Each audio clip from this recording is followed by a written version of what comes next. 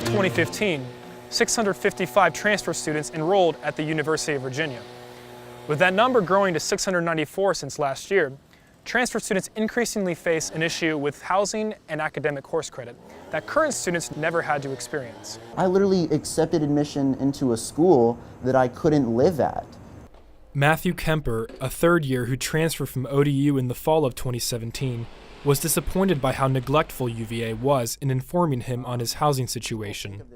I didn't get housing for the first round, and then I didn't get housing for the second round, and then the third email comes and they go, hey, we can't offer you housing. It was scary, and the school didn't do anything to help educate me on the uncertainty until they knew they couldn't provide me with something.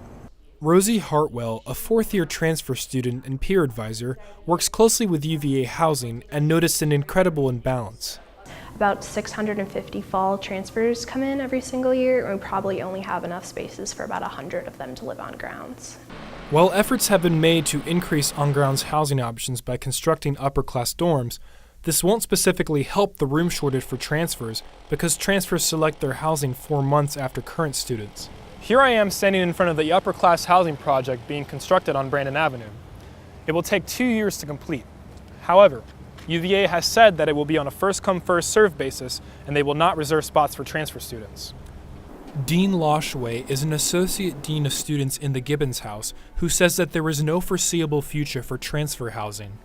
It's a very complicated business. Someday someone will give us an awful lot of money and we can build a very big residence hall for all transfers who want to transfer on grounds housing, but we don't have the requirement that our transfer students reside in our residence halls. For Matthew, the burden of finding adequate housing was also accompanied by the frustration of transferring credits from his previous school.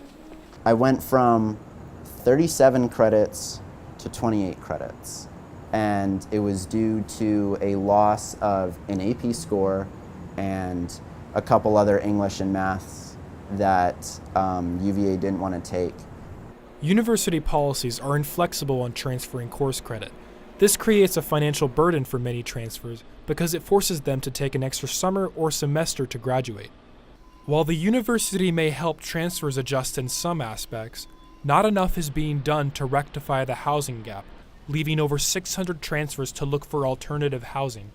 UVA has stated that they are working to address housing and academic course issues, but for now, incoming transfers are still left struggling.